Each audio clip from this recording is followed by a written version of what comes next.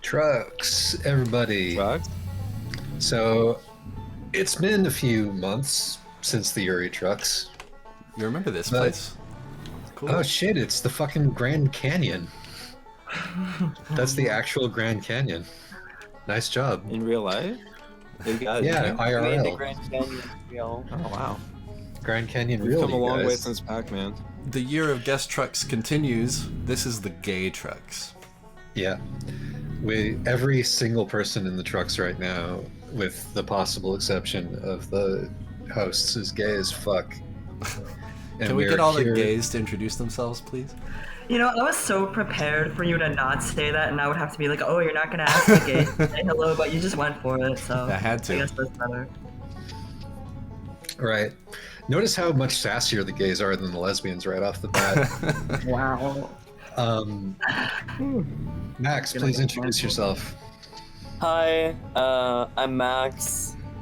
You may know me as Towns if you're a member of the Discord, which, you know, statistically speaking, if you're listening to this podcast, solid chance you are. But Max Graves on Twitter, famous webcomics artist. Yeah, Maximum Graves, at Maximum Graves. Yeah. I draw comics, I draw little guys. I don't really draw yaoi, but I feel like some of my art and writing has yaoi undertones. Yeah, I've definitely seen comics you draw in which men have problematic relationships with each other. If not actively fucking. Arjuna, Mr. Juna, please introduce yourself. Okay, so I'm Juna. That's short for a bunch of different usernames I use, but Juna is fine. I'm also part of the trucks. And for today, I'll probably be talking more about not so much yaoi, but it's kind of like a rival, I guess. Bada. All right, Elijah, please introduce yourself. Hi, my name's Elijah, and, regular couples, normal couples, hetero couples, I see no difference. Love is love. Absolutely. Rats! That'll do it. Alrighty. This is not going to be as focused on yaoi manga specifically as the Yowie Trucks is focused on Yowie manga specifically, because we don't actually have that many fans of the genre in the truck, but we do have a wider spectrum of gay shit. And Rats has planned out a sort of a roadmap through gay for us. Rats, where should we begin?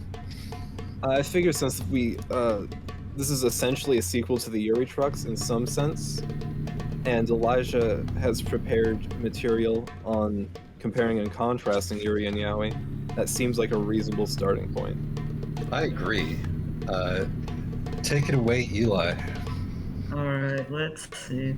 So the main thing is whereas Yowie is generally more it's seen as more safe and wholesome. Generally, it's oh, it's these girls and they're not really doing anything, but it's cute. It's these girls. It's these girls, and whereas yaoi is tends to be definitely very explicit and dirty and improper, and there's always this awareness, I feel not always, but a lot of the time in yaoi, that this relationship can't be public, or relationship, whatever you're calling it. There's an awareness of hate crimes and shit that's will happen, Does the dramatic tension emerge from other sources too? Are there more werewolves and vampires and world-ending plots and things like that? I haven't read a whole ton of yaoi manga, but the main conflict that's not the main conflict tends to be I don't know, kind of weird, I'm gonna take like gravitation as an example here. Like there are two major conflicts in that book. One of which will the young puppyish man's band find fame? And the other one is, will the young puppyish man melt the harsh exterior of the tall man with gray hair and cold eyes? Yeah, it's like, who he's in are love with? they gonna... Can I briefly cut in? Of course. Cut in. Yeah, I was just gonna say that for whatever reason, and this is just my impression, so I don't know how applicable it is to all manga, yaoi manga or all slash, but I feel like there's a lot of organized crime, both in yaoi manga and in slash fiction. Yes. I feel like everybody This is will always come up committing later. crimes. So I just wanted to throw that in there as a common source of conflict. Yeah, there's one thing that stays true along like yaoi, bara, pretty much all gay manga stuff. It's like, isn't it great when men do crime? We love that. But we Love have to when be men like, do we have crime, to have folks. like emotions about it too. Oh yeah, absolutely. There's nothing Yeah. more gay than fucking slash killing your anarchy in the Yakuza. Maybe even not fucking, just killing. I like I said, I haven't read a whole ton of yaoi. Most of it is like taking place in high school, but I am remembering like Juna talking about like one manga that features yakuza, and one person I used to follow on Tumblr was really into like mafia type shit. And I feel like it ties into the kind of like the kinds of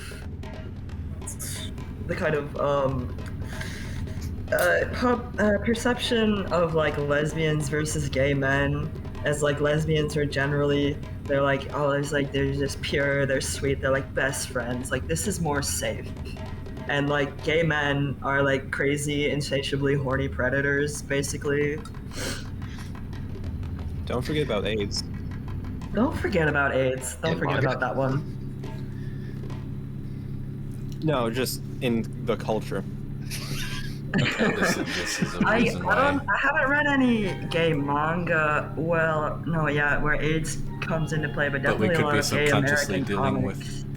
We Say could what? be unconsciously or implicitly dealing with AIDS when we make comics about gay men a lot more like dramatic and dangerous than comics about gay women. Is the Yes. It's like, I mean, the impression that I get here, and correct me if I'm wrong, is that like while Yuri manga is made for, you know, an audience that is some like one handful of straight men and one handful of lesbians, like yaoi manga is made for mostly a gay male audience.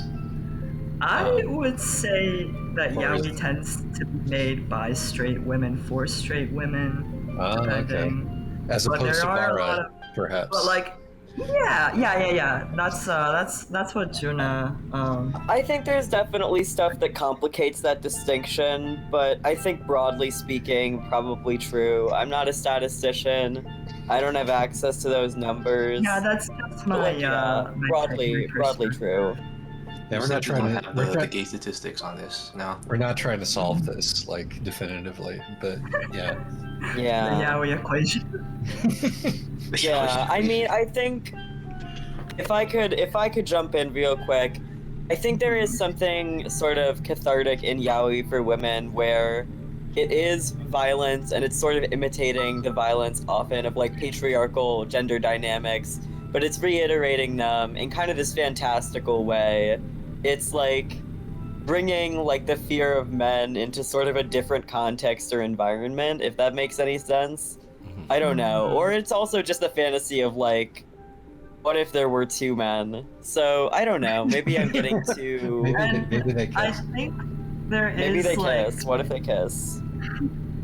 a fair amount of like readers and writers and artists of yaoi who you know, are straight women and use it as a way to come to terms with their own sexuality, and may like come out as like lesbian or bi or trans or something. We're talking about the famous Fujioshi to gay man pipeline. Oh boy, yeah. Fujioshi, incidentally, is the proper name for a yaoi fangirl. The proper Japanese name for it. I want to share with you guys that back in the early 2000s, when I was going to anime cons, the consensus opinion was that girls liked yaoi manga because real men were scary, but they could draw men, and because there were no girls involved, that was a safe space for them to be horny. I think there's some truth to that for sure. I think I definitely read a lot of like slash fic, especially where it's like, oh, this person is clearly working some stuff out about their personal life or their own feelings, and also stuff where it's like, oh, have you ever like, you are afraid to talk to men, which like I don't know. That's not even obviously like patriarchal in nature per se. Like I'm sure you can find lots of stuff written by men who are afraid to talk to women. I've certainly read a lot of like My Little 90% of television, for example. Yeah, that's actually a really interesting thing where, like, gay fan fiction is one of the few, like, really female-dominated spaces in pop culture where it's like, this is all women's view of what men are like, when normally you get the reverse, and I think a lot of stuff is just, like, it feels, like, weirdly foreign and alien to see women express desire because, like, we usually don't see them do that. We don't usually see in mainstream culture the ways in which women sexualize men. It pops up sometimes, obviously, but it's not... Like, the other way around just feels completely normal to the point where often you don't even think about it very much. That was it? We just had we just had a look at the view cutscene. I've never which seen is this something before. we've never seen before. That was pretty cool. I think it's possible that I drifted out of the viewpoint. Are we seeing the female There's no way gaze that it right was now? just what we saw. Is this It the has female to- This is the gaze? female gay. Yeah, very. Oh, and if I do have some stuff to cut in about Go for it. straight women and Oh, man. gay fan fiction. I've heard some people who have written gay fan fiction say that is a lot of it is just projecting an idealized version of men and men interacting. Like intentionally some of it- idealizing it. Yeah, well, not intentionally idealizing it, but that's like a thing that just happens. And also, I feel like there is probably some of it that is just seeing men in a more submissive context. Just imagine a good man who's. Imagine a good What man. if a man What if a man was good? good, i.e., not horny for women? Yeah, Yeah, that's how you gotta do it. that'd be fucked up. Yeah. But also, this Imagine makes if a guy him was gay. a fucking monster, apparently. Depending on if he's the semi or the gay. It's all a rich tapestry.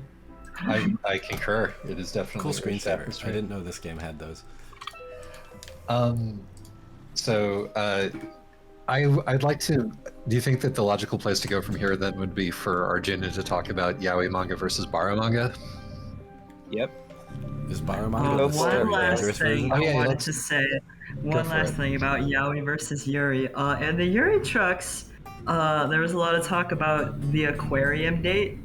And I didn't do a whole lot of reading to prepare, or at least reading of new stuff. But like 2 or 3 of the series I read also had aquarium dates. Maybe that's just how Japanese people. Yeah, it just works. seems like a nice date. We just spot. go to the aquarium. And there's like I some wanna go on an symbolism there aquarium date. of like the fish and the water behind the glass, you know? Interesting. When is somebody gonna take me to the aquarium? You heard it here, folks. First, I mean, you heard it here first, folks. If you wish to court Twitter artist Max Graves, the aquarium. I want to see the garden eels pop in and out. You guys ever seen that where the Oh garden god, eels yeah, pop in and no, out? I super haven't been to an cool. aquarium Hell in yeah. so That's long. good That's shit. how much fun. Yeah. Oh, you gotta see that. I'm gonna steer us gently back onto the topic. Anyway, Sorry. Arjuna. So let's talk about, first of all, let's define bara manga. As opposed to yaoi manga. Bara means rose, but bara manga Yuri is means manga goat. about beef. Big muscle men. please continue. I'm speaking out of turn. Okay. So that was Isaac's idea what a manga is.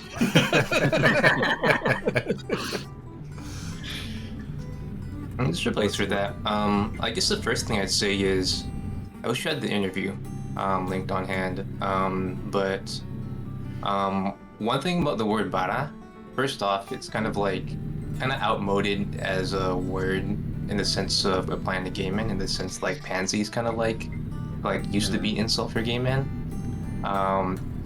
And it does have an actual place where it might have morphed into the way you used it in the stateside or in English, where there was a gay magazine and manga like a publication called Barazoku, or like the Rose Clan,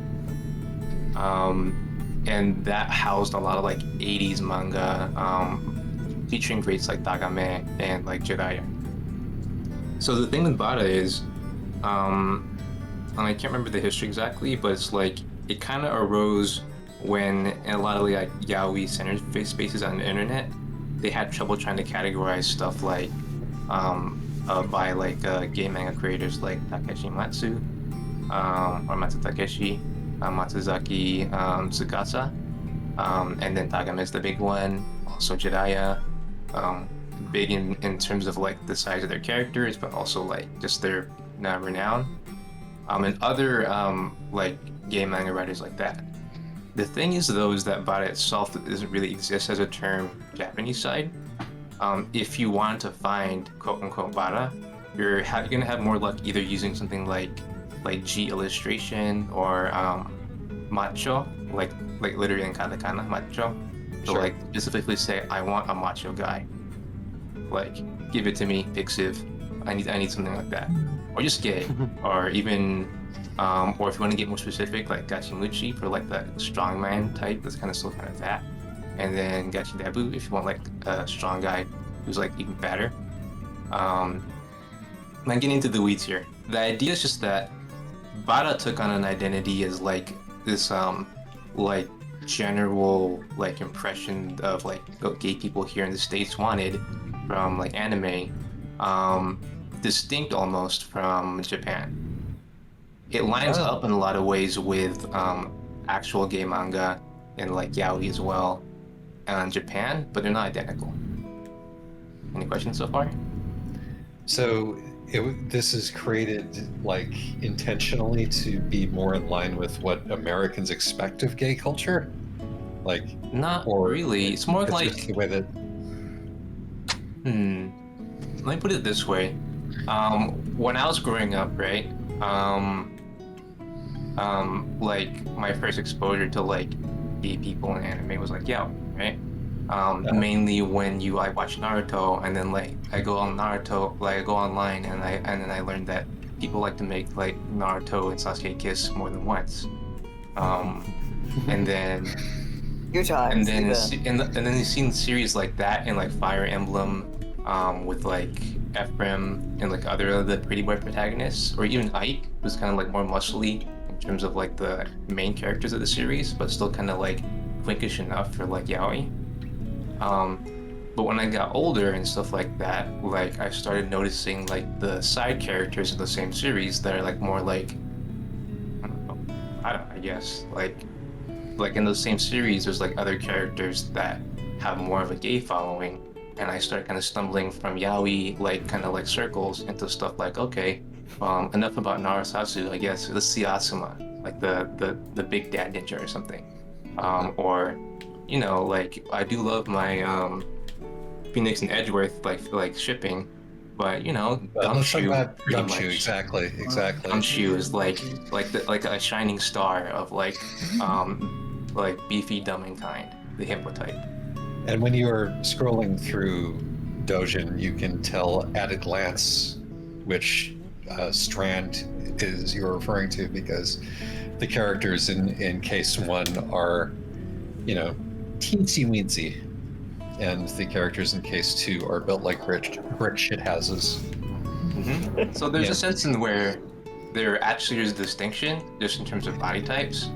Mhm. But what I do want to emphasize is the way that how I started in yaoi, least like even conditionally. But then I could shift towards like finding like the characters that like really make me say, oh, like he's neat, you know? Right. And I think that's actually a bigger phenomenon when it comes to like, I don't know, gay nerds in my generation, more than the opposition between Yaoi and Bada implies. My thing being just like both Yaoi and Bada, like if you're referring to the ways they're being talked about specifically, like in like gay weebs and everything, is basically like, you know, what are men like? What would be like if anime men liked each other? You know, like really wanted each other. You know, what are like, and then it kind of like you start like piling on these fantasies about like, oh, what are men gonna be like if they like did crime and they loved each other? What are men really? What if men got pregnant? I was gonna say, this is a great Yeah. segue into Mpreg. What if men got pregnant? Preg. We're Okay, so settle tender down, with each settle other. down, What settle if down. Shadow got Sonic pregnant and he's like, okay, I'm gonna get you like a glass of water or something, honey. Let me kiss your baby bump, and then I'll go get it. Can I ask before we embark on Mpreg? Can I ask Josh if he has any follow-up questions about that? I guess I'm curious about like if there's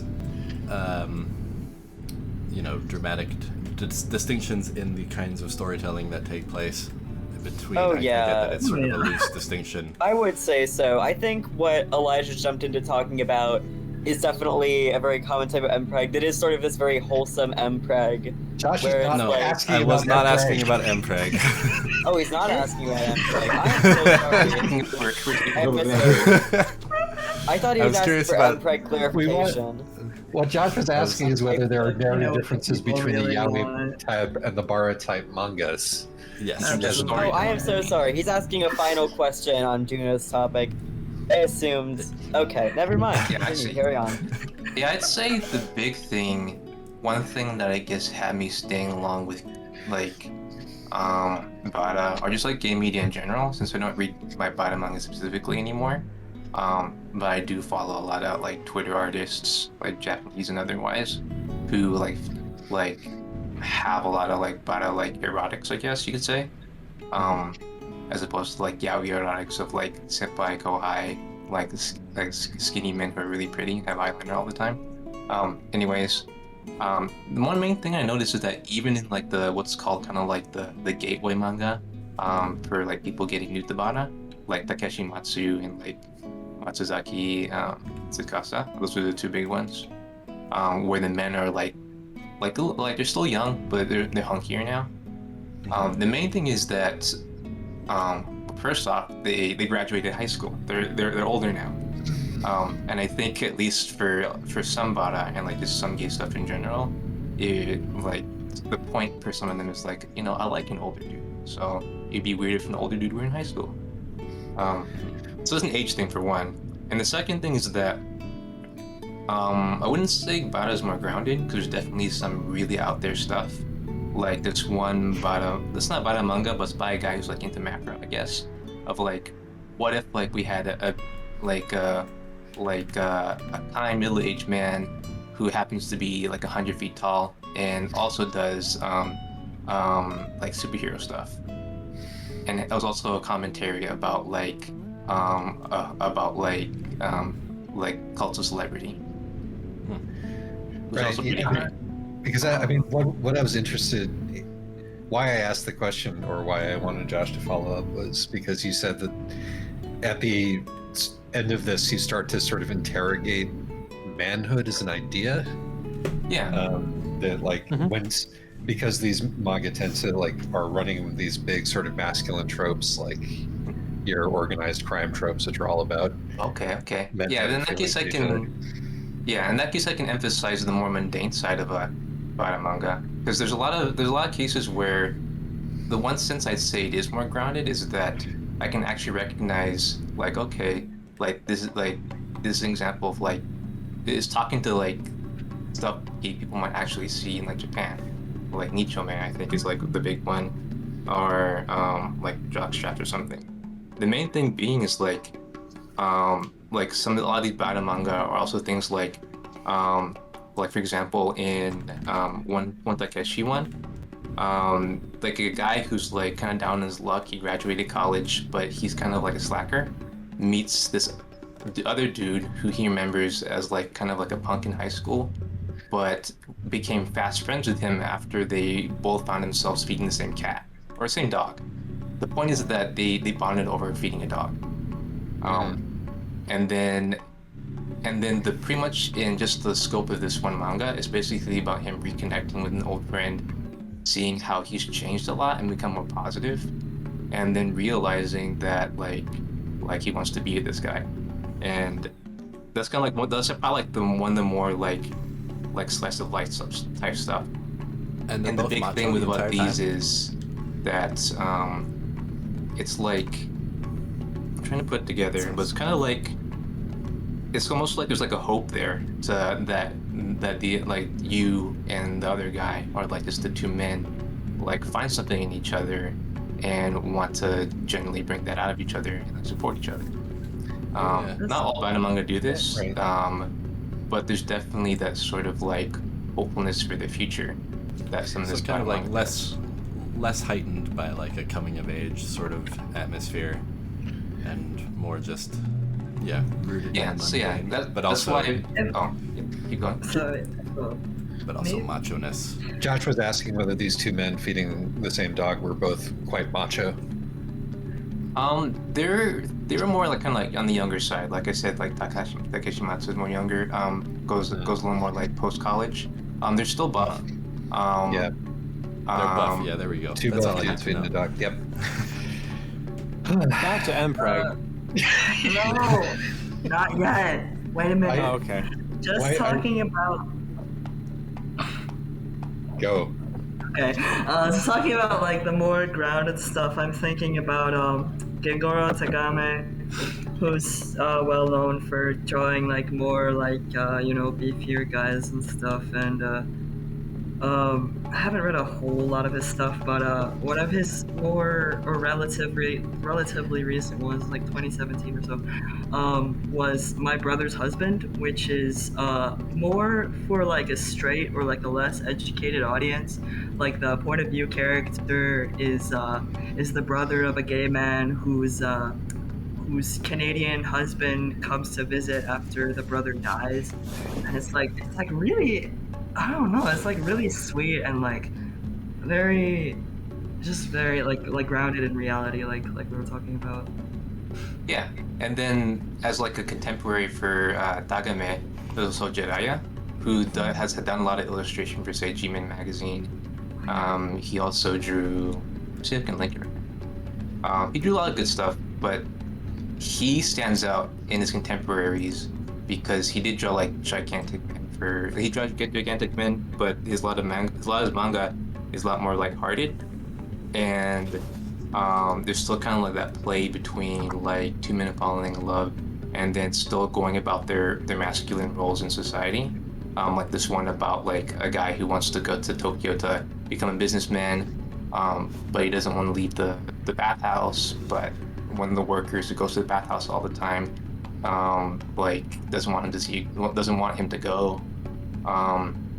But his works tend to stand out to me because they're also about like giant men and stuff, but they're also like really lighthearted, and they focus a lot on like I guess like the joy of like having that with another guy. It kind of sounds like Bara manga is where you find the stuff that you also find in Yuri manga, where it's like the tension is just rooted in two characters learning to kind of enjoy and appreciate their gender markers. Anyway, don't tell me if I'm right or wrong about that. Let's talk about Mpreg. Yeah. So you've got two men, right? I apologize for my Mpreg faux pas earlier. So you've got two men, right? No such thing. How do you get and they need to be showing emotions for each other, right? That's not a thing men do. So how do you get this to go about? You go one of two ways. One of them gets pregnant, or What's the other two, one of them gets horrifically injured, and narratively these are basically the same thing. Okay. I mean, Yeah. Yeah, this was Hey, sort of a. Eli, you had a TF2 fanfic to bring up? Oh yeah, this doesn't have any mpreg in it, but sadly, there was a heavy medic fanfic I read when I was more into TF2, and it's about after the war, the medic gets lobotomized because he knows like all these like secret war weapons and shit, and the heavy like takes him to his cabin in the woods and nurses him back to a complete mental and physical recovery from his fucking lobotomy. yeah, of course. I mean, we don't even need to dwell on that. I mean, I'm fascinated by the idea that mpreg is just hurt comfort by another name. Like that had never Well, occurred to me. It's kind of different to me, but it's definitely like the same, like anime men in the hospital, and they're just like they can't move, and they have like they need somebody to feed them soup or something. You know. Yeah, I see the similarities. I mean, what I don't want this topic to go without mentioning the mpreg sword. You know. Oh yeah, the sword that makes you Tell me about upgrade. Like what Yeah, more do right, you need to say? I'm going, in fact, to send that art to Josh so that he can edit it in now because I think everybody needs to see this page. Yeah, I mpreg think it's speaks for extremely itself. important. Yeah. mpreg sword. You know. Yeah, no, it's very well drawn as well. But yeah, no, it's The mpreg sword? it's a couple of Yeah. it's some furry male ninjas fighting, each with weapons that cause each other to become mpreg. Okay. I think just so the allow one me has to- the mpreg sword. There's also mpreg arrows in the Oh yeah. version of this, but Perception we'll properly credit the author, who I must stress I'm not making fun of. I think it's brilliant. No, yeah, it's really good. Allow me to continue with Nothing my exception view. line of questioning, and I will Yeah, of say the course. sentence. Tell me about the subtle differences in storytelling between mpreg and hurt comfort, please. So I would say mpreg is like a kind of tenderness on like a different level. Like, okay, like I brought up earlier, I didn't like bring up the context, but I read this Ask blog a long time ago where it's Sonic the Hedgehog is pregnant with Shadow's baby, and I found some of the images by looking on Google, but the blog, or at least the URL it had, is passworded now. I don't know how to explain it really. It's just like so like pregnancy is such like a rich vein, you know? True. And True. like when the Especially mpreg particles get in your veins, I'm gonna ask some outsider questions. To what extent do these men deal with the fact that being a pregnant man is like way unexpected and inexplicable to the modern sciences? it depends on the instance. Sometimes it's like normal in society. Sometimes it's like from like magic, and like I honestly don't remember like a lot yeah, of them everyone like knows actually only like dealing Omegas. with it like in society. It's more like at home, and they're like just being pregnant. Yeah, and as a note to the Sonic and Shadow fan fiction, Shadow turns from like a hard ass into like a softie, and he has like this excuse to do that, and that's basically the point of the mpreg. The maternal instinct kicks in. Well, paternal in this case. Sonic's pregnant. Yeah. Yeah, I Oh, guess you could yes, say nice. like I didn't realize because I don't read much mpreg. I guess I'm sorry, but you pointing out that that for at least for these fics, they usually focus like on the home and not like in the outside world. It's almost like depict using like the tools of like this ideal of like domesticity, like domesticity, specifically between two men. And there are some like. Mhm. Sorry. Go ahead. I think it's telling that, like, I would say that it's probably reasonable to say that the major goal of, or the end, the purpose of Mpreg is to get one or more men into a vulnerable feelings sharing mode, and that a way that is as likely as any other way for that to happen, and a likely enough way that it's a trope, is to get one of them pregnant.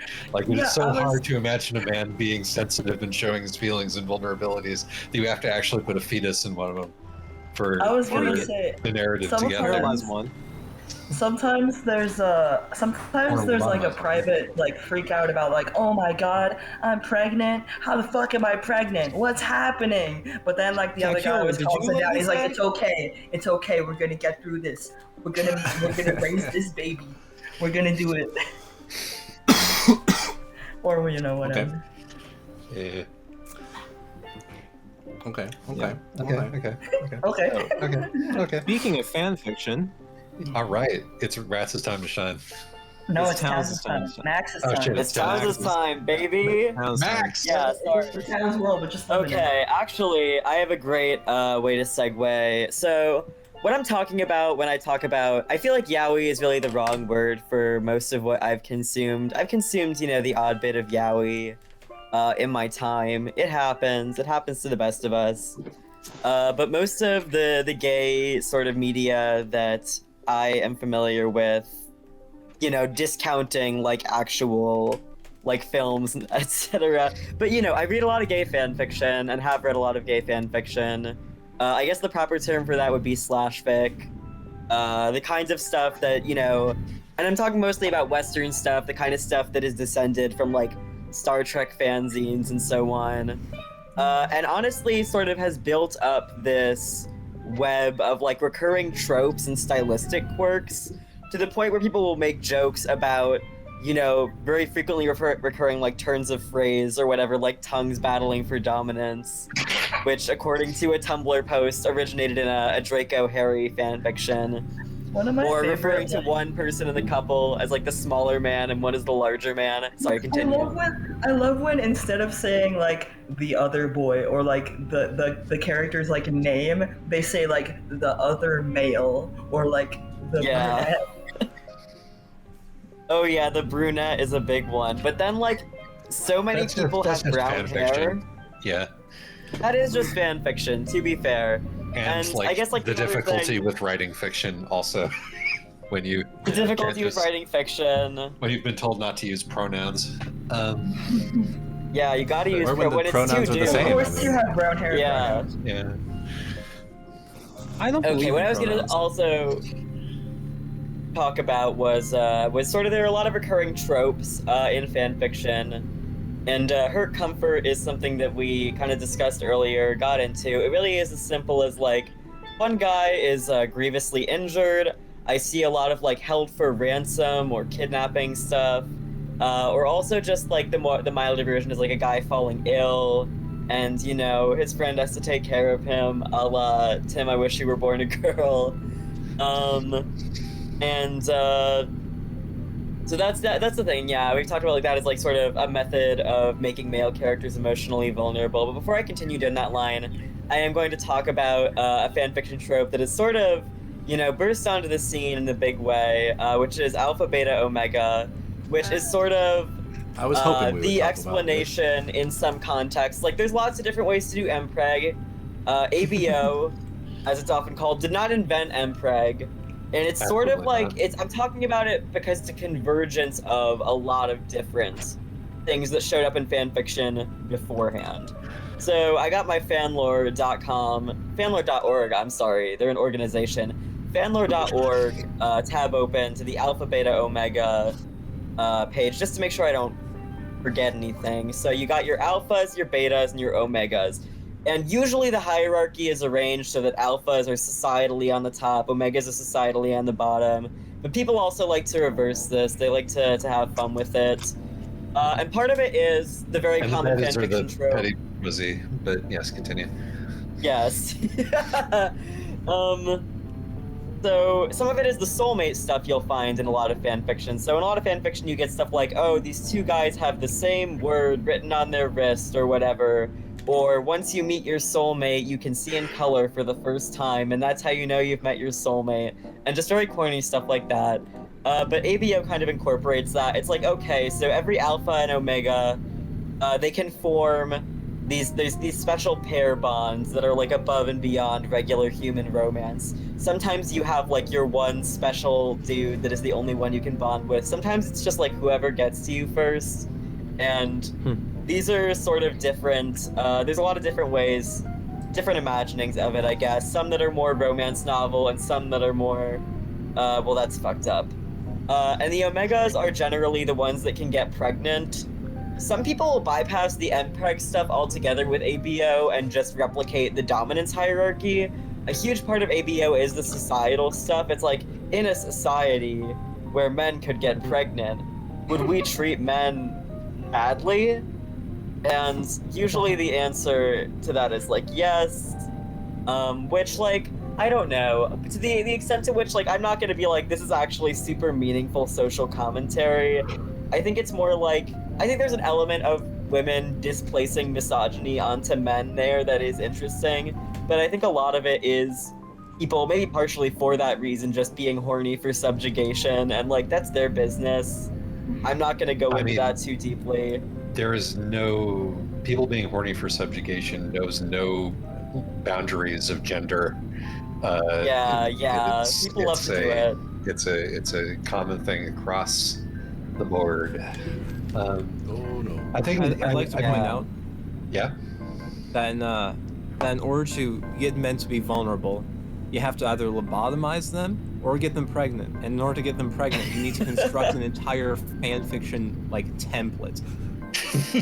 There was something. It's okay. You can also just give them a dog to organized feed. society in order to make them vulnerable. A top-down restructuring of civilization.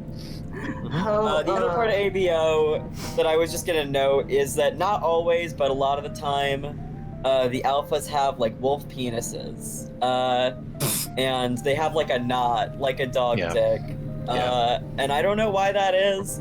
I think a lot of it has to do with like just people liking werewolves, and they were like, but what if a werewolf was like a wolf in these other ways? And they really asked that question, and they used a lot of very outdated and incorrect wolf science to sort of imagine a world where men can get pregnant.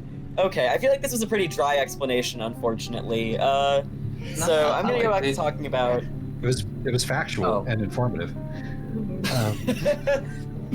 Yeah, and I think that'll be like an factual, opening informative. into like monster An fucker opening? stuff. But that would like that would be beyond the scope of this talk. Yeah, I'm mostly talking about humans today, even though I am a furry. Incidentally, I'm not always a furry, but you know, at times I'm a furry. I'm on the furry Kinsey scale. Who isn't? And I'm floating somewhere around the middle, I think. But I was going to talk more about Hurt Comfort and sort of also about like sort of gay fan interpretations of straight media. So this is just like such a big part of fan fiction, obviously. You're mostly not gonna find people writing fan fiction about stuff that is textually gay. In fact, stuff that is textually gay like often gets much less writing attention, I assume, just because there's less to add to it. Right. What you want is something that's like homoerotic or even almost textually gay, but just like not quite. So your Hannibals, for example. And a lot of it is sort of focused on men doing violence to each other. Like, that's so often central to this type of fanfiction, or men experiencing violence. So you will get the version of it as like, okay, this character is being tortured, I don't know, Iron Man or like Captain America is being tortured by some guy, and then some other guy. I can't keep track of all these Marvel characters. People write a lot about them, and I don't care for them. But, you know, I run across it, I'm like, okay, yeah, he's getting electrocuted. Somebody's got to come get him and, like, sort of wrap him in a blanket and nurse him back to health like a baby bird. But then you also get men sort of doing immense violence to each other and the homoeroticism of that in the more, you know, like, it can be a give and take, which I think is nice. Even in shows where, like, the source material is pretty wholesome, you will often get, like, AUs where they are, like, serial killers or whatever, just to spice things up, I guess. And I think that is kind of it's the intricate rituals. It's the intricate rituals that you construct to touch the skin of other men, to invoke that quote. And the intricate rituals referred to in the original sort of text, in the original art piece, I think it is sort of talking about like male violence, which also reminds me sort of how like war movies and like crime, those are some of the only acceptable contexts in which men can like express love for each other and do these kinds of homosocial behaviors. Like it's just like these are all these men spending all their time with other men. Like I really love the movie The Deer Hunter, for all that it is problematic and extremely long. And there's this really great scene where at the end where, you know, Robert De Niro has come to hunt down Christopher Walken, who is still in Vietnam, doing like gambling on Russian roulette, basically. So, you know, he puts a gun to his head, spins the chamber, the classic bit, and that's how he makes his living, I suppose. So Robert De Niro comes to get him. He finds him in the Russian roulette parlor.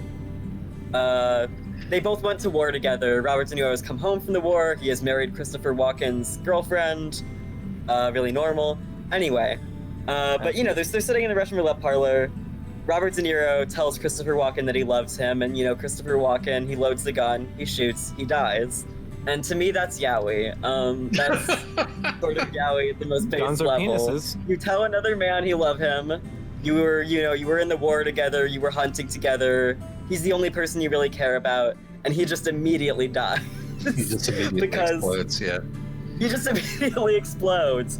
You know, in Hannibal, you hold a guy close and you plunge off a cliff together, never to be seen again. Right. And like, I guess, yeah, continue. Sorry. It's just sort of, it's really interesting to me how these two threads keep coming up, where it's like there's this one thread where, you know, how can we imagine men embodying this sort of femininity, and I'm using masculinity and femininity in like in really unreconstructed, you know, Neanderthal ways. Don't worry, it's just for the sake of the conversation. But like, on the one hand, it's like how do we maneuver men into a way where they can have a relationship that is recognizable as a you know, a loving relationship, a loving sort of heterosexual template relationship, and we have to do this through massive violence or societal reorganization or physical impossibilities. And on the other hand, there's this sort of very quiet, like, what does it look like when two men who are masculine men and having a masculine role in society actually fall in love with each other? What does that actually, how does that actually look? And like, that seems like a completely different sort of avenue of interrogation. Both like, and they seem to be sort of coming from different libidinal instincts to me. Yeah. But you know, I'm fascinated regardless. Yeah, and I think a lot of the. Oh yeah. I'm so sorry that I keep interrupting people. I think it's a segue time. Towns, you can finish. Oh boy, I had a little bit more to talk about though. Go for it. Okay. I've been running a little long. Sorry. I was gonna just say quickly. Gosh, I was going to get into something. Oh right, I think a lot of what fanfiction does is sort of very literally or more metaphorically imagine like what happens next. What if he didn't die? Sometimes very like, okay, this is, you know, Saw. If Adam didn't die in the bathroom and then he and Lawrence, you know, began a relationship. So sometimes literally like, what if this guy didn't die? You see that for like Reservoir Dogs too. Yeah. Or just sort of metaphorically, like what if their relationship did not end with, you know, both of them getting married and having 2.5 kids or whatever, and just sort of like, you know, being shuffled off screen, like they became normal after this. That's sort like of a sort of death of the spirit. Like, if anything is, you know, prior to maybe the last decade, if anything made it into the popular media consciousness, it was going to end in that kind of death, you know, the classic barrier game trope. And, you know, fanfic is part of imagining what a world looks like, wackier to unwackier, wherein that doesn't have to be the end of the story, because in people's lives it tends not to be the end of the story. It just tends to be the point where you move beyond the pale of being able to be discussed. So the one I did want to talk about, I've really been talking too long, but I did want to briefly... I need to interrupt you for a moment. Okay, go ahead. The fact that I drove halfway into another state to avoid this road closure, and of course, as I come back, it's the other way onto the road is closed too. So Just smash through the cop, please. Fuck cops, run them over. I don't know if I'm gonna fit through I here. bet you will. If anyone knows how this game actually intends you to deal with these situations, leave me a About like comment. that? Oh, that's Trailer a shame. damage 3%. You're damaging your trailer. All right. It's a shame that those road Your barriers truck is were gonna made have of to be pure nursed back to adamantium. health. You gotta move it up. Like, Teleport. this is where Teleport. the situation began. You remember? Yeah, I'm going- Teleport. I love chanting. Don't teleport here though, because then we will fall to our deaths. Oh, I wanted to talk a little bit about the Fujioshi to trans gay guy pipeline, as somebody who is a pretty straightforward example of that pipeline in many ways. Yeah, so that happens a lot. I mean, when we think of fanfiction as being predominantly read by women, some slice of those women are actually trans men, and they're sort of imagining like they're imagining through a certain lens, like, okay, what if I were a gay guy? What if this were possible for me? And a lot of them like don't really. I think there are a lot of people who sort of float around never realizing that like they actually could if they wanted to, which is too bad.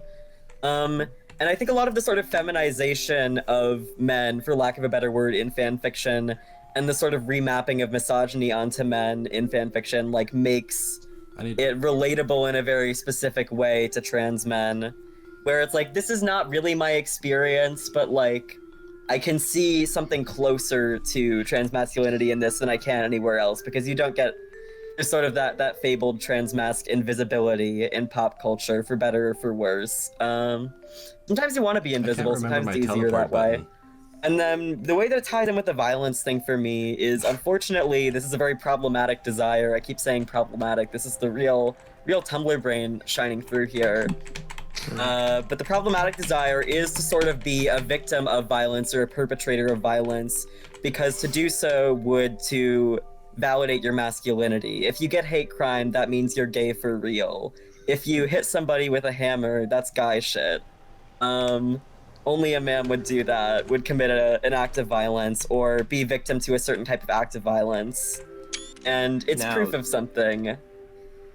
Now this is a so good there's point. that fantasy. Guys, I need to pause. I can't remember my teleport button, and I need to like. I was wondering what you were doing.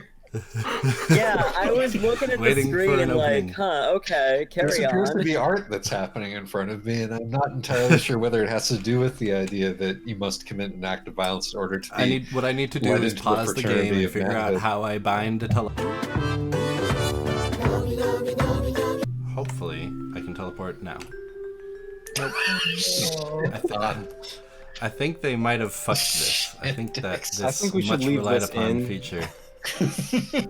Yeah, leave it all, keep it in and double it, as they say. This is 100% pure trucks right here. I mean, no question about it. Right.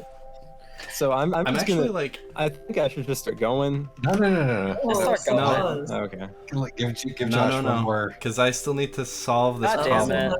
Thing to say about like I'm actually literally fully stumped right now on how to get my truck to where it's going. So let me try. Maybe this will work. It worked. There you go. Okay. I had to hold. All right. They changed it, so now it's Control F9 now. Fantastic. Wow. Thanks. Thanks, guys. Thanks, game developers. Unpause. Tapestry. Get it together. Okay, let's resume track. Trucks. So after this brief intermission we've had, Townsend and I have decided to discuss Donna Tartt. what's that? Donna Tartt is an author. Are we waiting? That's funny. Why don't you tell us who Donna Tartt is? Why don't you tell us Okay. who Donna Tartt is? If this were a school presentation, we'd be getting an F Alright. right now. Hey. All right, Donna Tartt, known for writing The Secret History and The Goldfinch, both of which are books that include 20-something opioid-addicted bisexual men who are almost in a gay relationship and then get completely fucked over by the world. And this is only 2 books, but it is a bit of a pattern, and it does sort of wrap up the whole what if you liked a guy and then he And then either you died exploded or got a life immediately. Yeah, interest? just got Russian rouletted right in the forehead. Yeah. But it is definitely a thing in the culture. There's no doubt about it. But Rats, you're the only one who hasn't given us your talk yet. What do Yeah. you want to talk So about? anyway, speaking of violence in men, y'all read Mishima? Yes, I have. Yep. Okay. Yukio Mishima. Yeah. Josh has certainly yeah, heard the soundtrack for Mishima because I'm familiar with the Philip Glass Yeah. soundtrack. Yeah. I've mostly bounced off of most gay media until I read Mishima and then later Gene, because it's pretty. Confessions of a Mask is pretty strictly autobiographical, and boy howdy does Mishima like violence. Well, I mean, he also likes fascism, right? I mean, this And might fascism. it's sort of like, this is kind of a hard turn from some of the other stuff that we've been talking about, but there is this sort of tranche of gay media and sort of gay presentation that goes like way hard on the blood and purity and masculine and turning all those knobs up to Yeah. 11 until we're Until you stage a coup erotically. Exactly. That is exactly what Mishima did. The poor Staging a fucking idiot. coup sexual style. He did. That movie is incidentally really worth watching, both as sort of historical document and an art piece. You can see his speech; it's been recorded. Yeah. But It's in Japanese. So what about it? What about Mishima and Jean Genet appeal to you specifically? One of the defining feature of Yuri, I would say, is I don't know anything about it, but it's like idealism and purity. Gene and Mishima have literally none of that. It is What? just It's all idealism and purity in Mishima. Oh boy. It's all idealism. Okay, and sorry. In purity. The boys Gene, are fighting. it's like it's in a completely different direction, in the Sure. opposite direction. Mishima does not like it when men display any degree of sophistication. Gene really likes it when men kill other men, as does Mishima, but in different senses. And speaking of crime, Gene is really horny for crime. Like, I think pretty much all of the men that he talks about being in a relationship with are like criminals, and he himself was a criminal. And both of them have this thing where they will like fall in love with an idealized version of a man and then not actually love the man himself, just in Mishima's case, the pure brutality that he represents, or in Gene's case, the sheer unwholesomeness and I don't know what the right word is, filthiness of the man, like how socially unacceptable they are, which I think in that case would be as a result of the homophobia of the time being like coded as something that is not acceptable at all, and then that you just end up leaning into that. Do you think And also at the same time it's being like straight up illegal too. So there's kind of like straight up illegal. crosshairs of that. Do you think it would be worth throwing like have I suddenly forgotten the name of this man? The Naked Lunch. Oh yeah. Somebody help me. Isn't that Burroughs, is that it? Yeah, William Burroughs. Burroughs? Thank you. Yeah, it would be worth throwing Burroughs on this pile as well. Like I have the not sort read of that. well, the throughput is like an interest in the underworld, sort of across the board, and like transgression, which includes sort of the entree into the transgression of same-sex desire, which you get to, and then it's where the erotic and the absurd meet, maybe put it that way. Like Yeah. But yeah, no, I get what you're saying, Rats, in terms of like it's the exact opposite of the sort of fluffy domesticity of Yuri. It's the literal blood and guts. Yeah, but it's and yeah, men dying. trying to Yeah. rise to Anyway, a what I'm saying is this self-destructiveness and borderline or literal suicidality is something that, at least in my experience, tends to run through game media, at the very least subconsciously. Fight Club. Yeah, Fight Club. yes. All right, that's all I had to say. A story about a man in love with himself. Yeah. Just like all those Onceler Ask vlogs. Okay. Yeah. There. There we are. There's, I mean, if we want to get, what exactly is going on? I looked away from the trucks for a second. Hold on a second. Is there farmland in the middle of that I city? reached. We appear to be. Oh yeah, this is a place you're not supposed to. Oh wait, it's Oh, real good. now. I'm glad. Where? We've reached the parking spots. We're Oh, just okay. flying Food. around looking for some It's stuff. the Sonic Heroes playthrough. Okay. But yeah,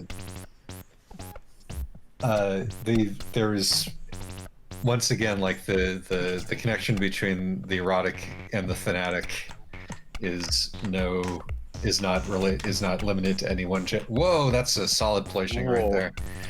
there. Is not limited to any one gender. Yeah. Not for Um, sure. But I like the idea that if you peek below the ground, this is gay world that we're looking at right here. This is No the world women, of gays. no women, Is no the girls. comic book world World about. kids. This is the world of gays. Yeah, speaking of inverting, Hey! it translates to invert Yeah. homosexuality. Yep. Only there if you you're go. about. Okay. So The invert, our hero, is the male sex release 2.0. yeah. Upgrade today. any- You too may be gay. Ooh, I'm trying to think this June, I through. believe you had something to say about the violence, the death drive. Where would I put this? Let me think. I guess for me, I guess as almost like a counterpoint sometimes, is that I guess there is that underlying need to deal with like the anger and like the rage or like almost of being gay in a homophobic society when you're also being taught the mores of patriarchal masculinity and trying to figure out how those two could ever meet if you want them to meet or if you want something else, how you deal with that kind of anger. And that's also kind of like why I'm also interested in some of the media that does deal with that in some way. Where am I gonna put this? Yeah, I guess the thing I'm thinking about is like, I mean, I've been reading a lot of bell hooks, and well, rest in peace. But she does mention some stuff about like trying to unpack like how men growing up in patriarchal masculinity learn to associate sexual longing with like being dominating, being violent, in kind of like the archetypical case. And also about what patriarchy does to men to narrow down their emotional like expressiveness in fear of facing violence from oftentimes other men, but sometimes even other women too, in some cases. Mainly like mothers, but that's kind of like another thing. So I'm still thinking about it. That's something that I haven't really figured out for myself, but I do find that, at least in the Bara manga I've read, that like the one thing I noticed between like Yowie, Bara, fanfic, and like even literature too, is like it isn't like when they're trying to deal with men falling in love with each other or like falling in lust with each other. At least it's not like explicit. It's not always going to be like consciously or directly anti-patriarchal. I'd argue that it usually isn't, but what keeps me fascinated by it is the glimpses of like something else could happen, almost like that what if, basically. What if two big men fell in love, and if they thought they could break their house. But they wouldn't fight each other because they still love.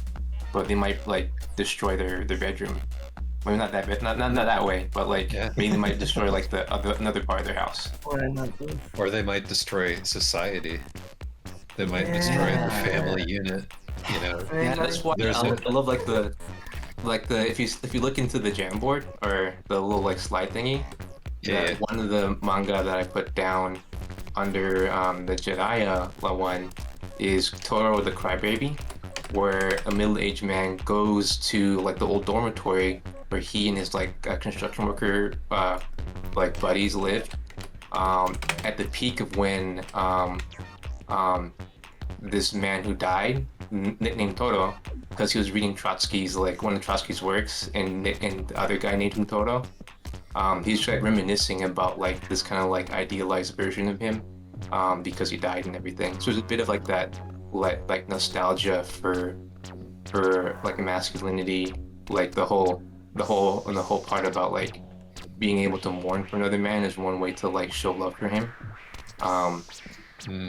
Yeah, and also like it's probably like the one by the manga I read where like the men are big and are also leftist, at least at one point in time. safe on account of being dead. Yes. Yeah. So, in conclusion, be gay, do crimes. Queer desire is the revolutionary moment, except when it isn't. So maybe the gayest thing that you can do to another man is to stab him through the heart. Maybe it's to give him a little kiss. Stab him through the heart with the Empreg sword.